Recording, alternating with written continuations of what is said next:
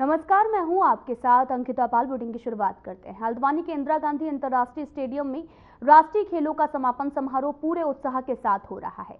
इस ऐतिहासिक मौके पर गृह मंत्री अमित शाह मुख्य अतिथि के रूप में पधारे हैं। वहीं कार्यक्रम के दौरान सीएम धामी, मेघालय के सीएम और वीवीआईपी ने भी शिरकत की है। स्टेडियम में खिलाड़ियों, अधिकारियों और खेल प्रेमियों की भारी भीड़ देखी गई। शानदार प्रस्तुति और पुरस्कार वितरण के साथ ये समारोह खिलाड़ियों की कड़ी मेहनत और उनकी उपलब्धि का उत्सव मनाया जा रहा है।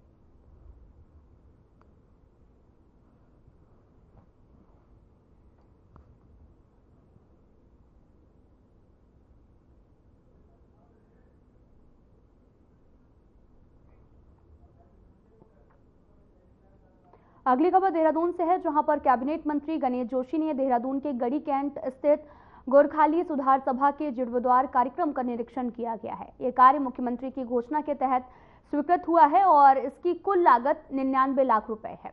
इस परियोजना के अंतर्गत गोखाली सुधार सभा के कार्यालयों, भवन, पुस्तकालय, पार्किंग और एक बहुउद्देशीय हॉल का निर्माण किया जाएगा। निरीक्षण के दौरान मंत्री गणेश जोशी ने निर्माण कार्य की गुणवत्ता, समय सीमा पर विशेष ध्यान देने के निर्देश अधिकारियों को दिए हैं, ताकि ये कार्य समय सीमा पर पूरा किया जा सके। उन्होंने कहा कि मुख्यमंत्री पुष्कर सिंह धामी 17 अप्रैल को इस भवन का लोकार्पण करेंगे। मंत्री जोशी ने इस परियोजना के महत्व को रेखांकित करते हुए कहा कि गोरखाली समाज के एक ऐतिहासिक और महत्वपूर्ण कदम है।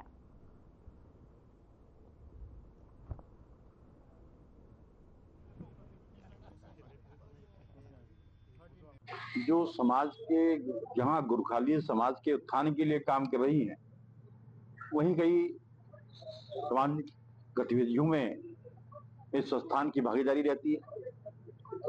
मैं लगातार 3 बार से विधानसभा सीट का प्रतिनिधित्व कर रहा हूं और जब जब भी मुझे संस्था के द्वारा समाज हित में जिन कामों का आदेश हुआ, हमने उसको पूरा करने का प्रयास किया। अभी इसके स्थापना दिवस पर माननीय मुख्यमंत्री जी यहाँ पर आए थे और यहाँ के अध्यक्ष जी की मांग थी कि यहाँ पर पार्किंग की दिक्कत है, पुराना भवन जर्जर हो गया है।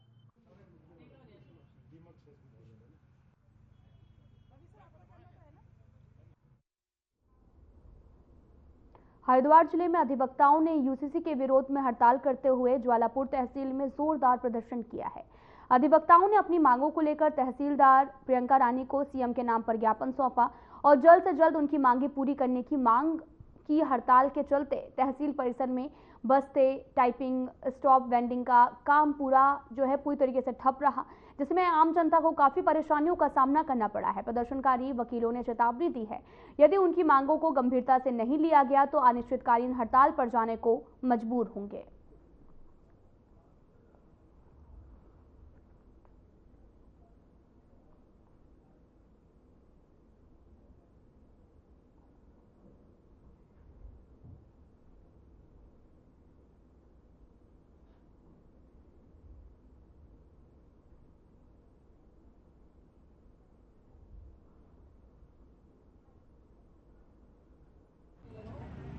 हमारी मांगे जो हैं सभी अधिवक्ताओं को लेकर, दस्तावेज लेखकों को लेकर और हमारे जो स्टैम्प वेंडर हैं उनको लेकर हैं, क्योंकि भविष्य में जो है उनका बिल्कुल काम खत्म हो जाएगा और बिल्कुल सड़क पर आ जाएंगे। जो लोग जो है 30 वर्षों से इस धंधे में लगे हुए हैं, इस काम में लगे हुए हैं, उनके पास कोई काम नहीं रहेगा तो बेचारे कहाँ जाएंगे वो।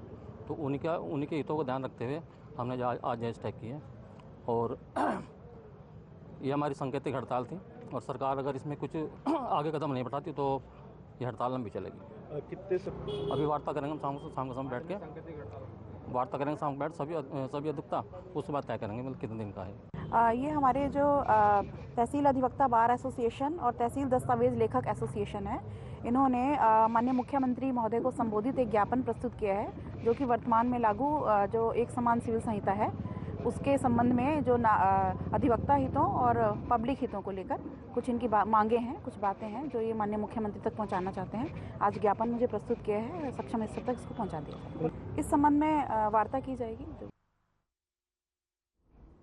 देहरादून बार काउंसिल एसोसिएशन ने यूसीसी में ऑनलाइन शादी, वसीयत और रजिस्ट्री को पेपरलेस किए जाने की प्रक्रिया का विरोध करते हुए प्रदर्शन किया है।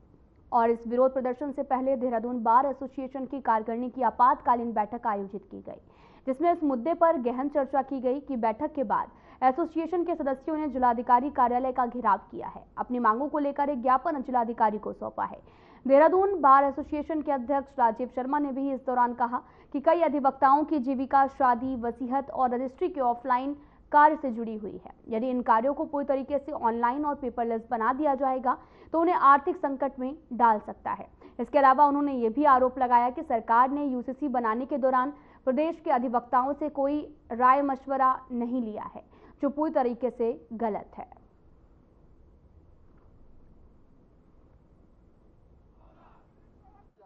देखिए, जो यूसीसी अभी सरकार ने लागू करा 27 जनवरी को, उसमें जो मैरिज रजिस्ट्रेशन है और विल है उसको सीएसटी सेंटर को हैंडओवर कर दिया और अधिवक्ताओं को उस पूरी प्रक्रिया से बाहर कर दिया, जो हम बर्दाश्त नहीं कर रहे हैं। हमारे रोजगार पर कुठाराघात है, हम उसका विरोध करते हैं। किसी कानून का हम विरोध नहीं कर रहे, हम किसी सरकार का विरोध नहीं करते, परंतु अगर हमारे रोजगार पर प्रश्न चिन्ह लगेगा या कुछ ऐसी बात होगी तो हमको विरोध करना पड़ेगा। वो सभी कर सकते हैं, हमारा अधिकार है विरोध करना।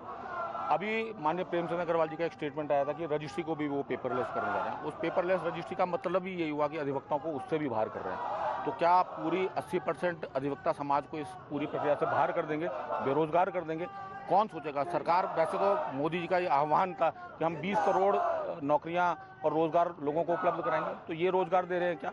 हमारा विरोध है इस प्रक्रिया से अधिवक्ताओं को बाहर ना किया जाए और अधिवक्ताओं का कॉलम उसमें रहे। कानून आप कोई भी लागू करें, हम भी चाहते हैं कि हम टेक्नोलॉजी के साथ आगे बढ़े, पूरे हिंदुस्तान में डिजिटलाइजेशन हो, कंप्यूटराइजेशन हो, हम उसके साथ हैं, परंतु अगर हमारे रोजगार पर कुठाराघात होगा तो हमको उसका विरोध करना है।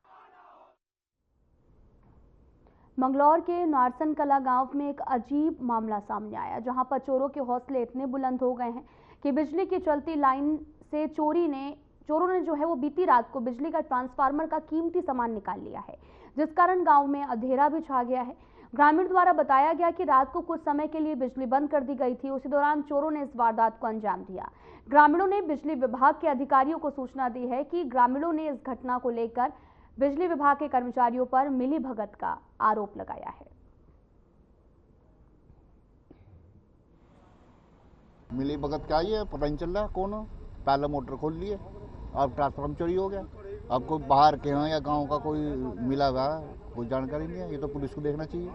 तो कई बार हो ली, 16-17 मोटर खोल लिए, आज तक कोई कार्रवाई नहीं, ना कोई बंदा पकड़ा गया। और ये तो दूसरे दिन का काम हो लिया। रात में बिजली कट होती है, हम सोच रहे कहीं फॉल्ट होगा, सुबह ही पता लगता है कि चोरी हो गया। बिजली चली हुई थी ठीक ठाक, और रात करीब 12:30 बजे बिजली भागी, और भागने के बाद फिर 5 मिनट बाद बिजली आई। जो गांव में हमने देखा तो हमारे मोहल्ले में बिजली नहीं आई। फिर हम सुबह उठ के आए तो देखा कि हमारा ट्रांसफार्मर खुल चुका है, चोरों ने चोरी कर लिया। और इस पर हमें बिजली विभाग की सही से लगती है कुछ, क्योंकि उन लाइन कटती है, 5 मिनट बाद वे खोलते हैं, फिर कोई 5 मिनट में सारा काम हो जाता है। तो ऐसे हमारे यहाँ पहले हुआ, बिजली की ट्वेल्व थी कुछ, उनके मोटर खोल ले गए। जब तक कोई एक्शन नहीं है, ना कोई पुलिस ने लिया, ना कोई बिजली विभाग ने, कोई एक्शन नहीं हो रहा हमारे यहाँ पर।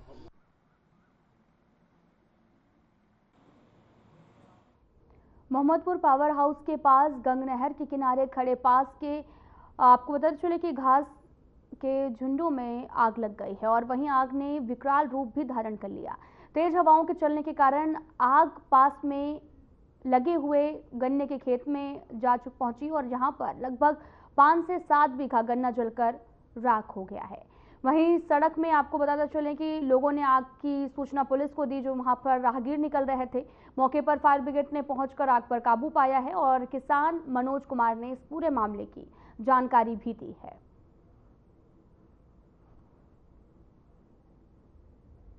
ऊपर से आया जी, किसी ने लगा दी होगी, पता नहीं क्या कारण हुआ।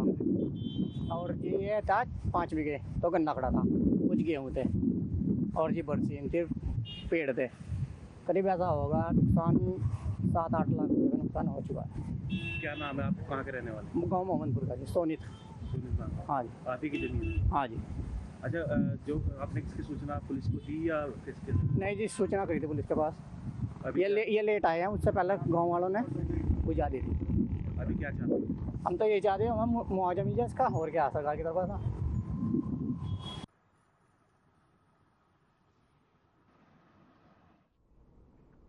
फिलहाल यहाँ रुकते हैं एक छोटे से ब्रेक के लिए।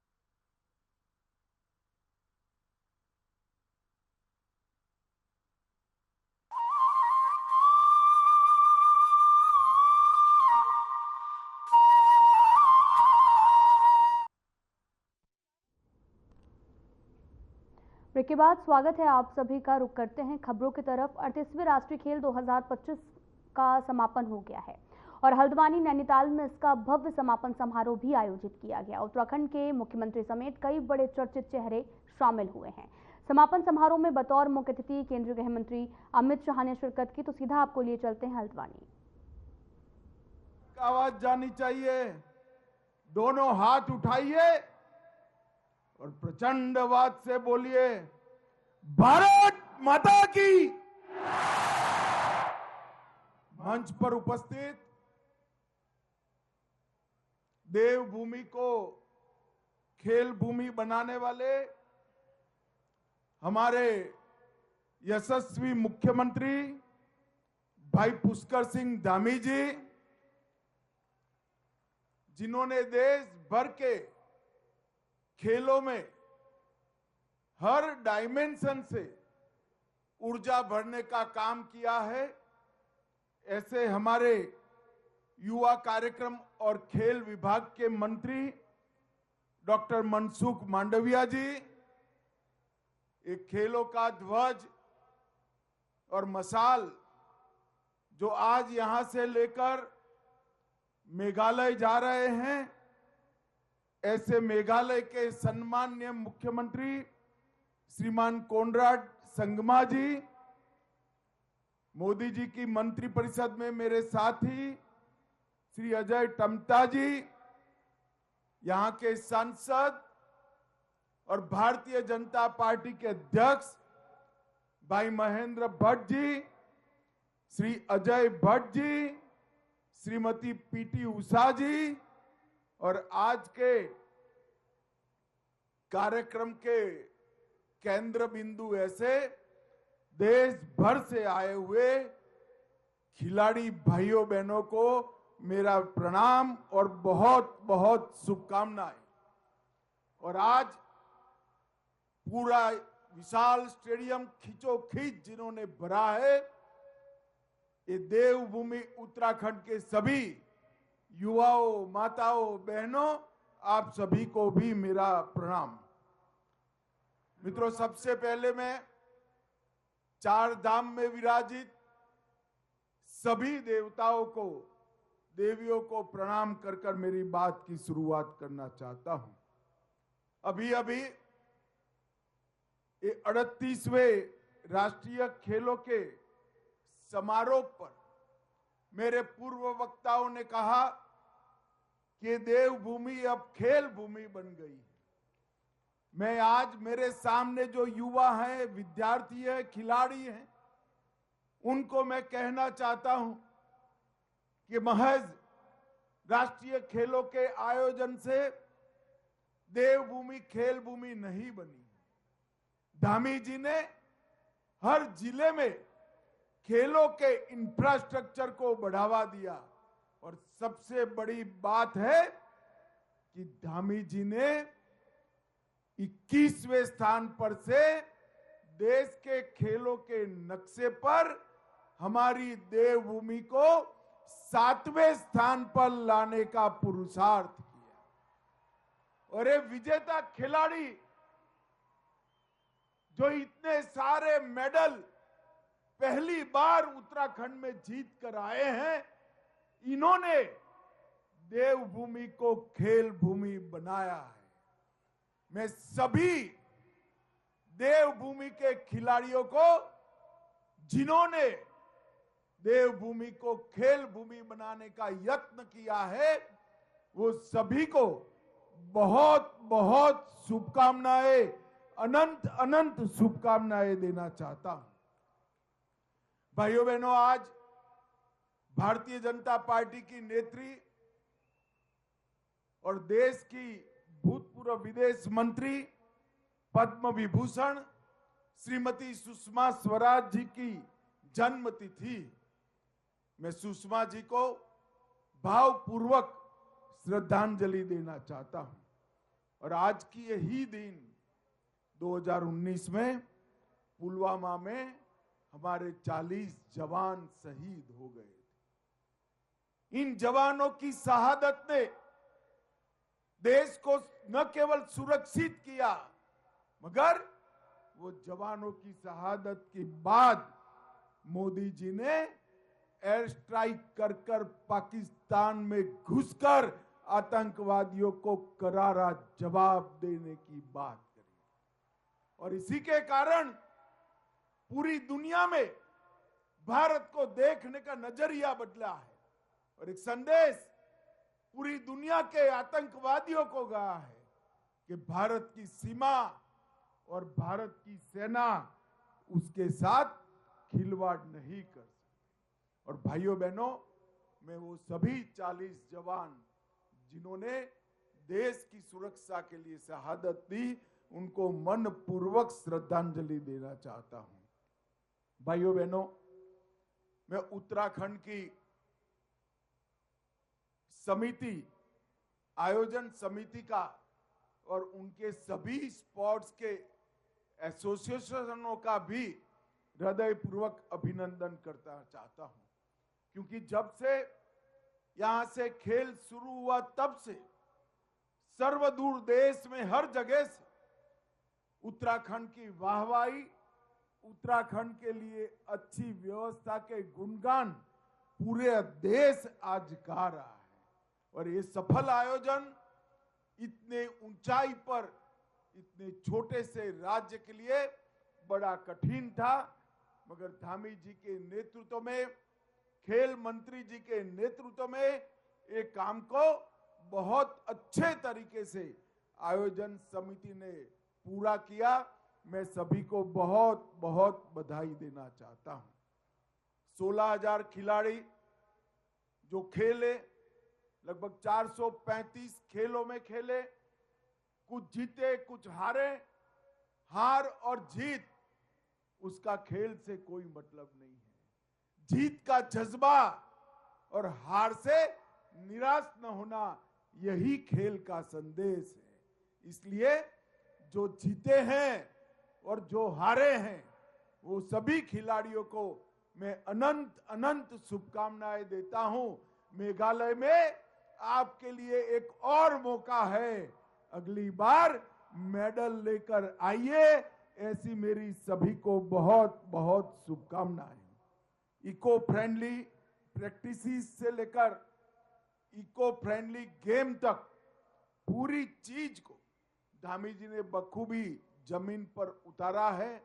कई पैड लगाए गए और इन खेलों में वेट लिफ्टिंग, शूटिंग, एथलेटिक्स, एक्रेटिक्स, कई खेलों में राष्ट्रीय रिकॉर्ड बने हैं और मैंने वो रिकॉर्ड को बारीकी से देखा है। वो रिकॉर्डों ने अंतर्राष्ट्रीय खेलों में भी भारत के लिए पदक की उम्मीद जगाई है। रिकॉर्ड बनाने वाले सभी खिलाड़ियों को मैं बहुत बहुत बधाई देता था। मेजबान उत्तराखंड से आज ध्वज कोनराड जी को दिया है। खेलों की ये मिसाल कोनराड जी लेकर यहां से मेघालय जाएंगे, मगर मेघालय में एक अनूठा राष्ट्रीय खेल होना जा रहा है। मेघालय इसका यजमान होगा। ज्यादातर खेल मेघालय में ही खेले जाएंगे, मगर कोनराड जी ने निर्णय किया है कि नॉर्थ ईस्ट के बाकी सभी 6 के 6 राज्यों में कुछ कुछ खेल खिलाकर पूरे नॉर्थ ईस्ट को खेलों के आवाज से, विजय की गूंज से वो भरने का प्रयास करेंगे। मैं संगमा जी को आने वाले आयोजन के लिए बहुत बहुत बधाई देता हूं। सर्विसेज की टीम, महाराष्ट्र की टीम और हरियाणा की टीम, ये तीनों को मैं हृदयपूर्वक बधाई देता हूं। मित्रों, मोदी जी के आने के बाद खेल के वातावरण में ढेर सारा बदलाव आया है। गुजरात के मुख्यमंत्री थे तब से ही मोदी जी ने खेलो गुजरात की शुरुआत करी थी और इसको यहां तक पहुंचाने का काम किया है। और देश भर के कई जिलों में खेल इंफ्रास्ट्रक्चर, कोचिज की व्यवस्थाएं, खिलाड़ियों को प्रोत्साहन और पारदर्शी चयन, इसके माध्यम से आज विश्व के फलक पर भारत के खेलों की प्रतिष्ठा बढ़ी है। मैं आज सभी खिलाड़ियों को विश्व प्रतिष्ठा। फिलहाल में इतना ही। नमस्कार।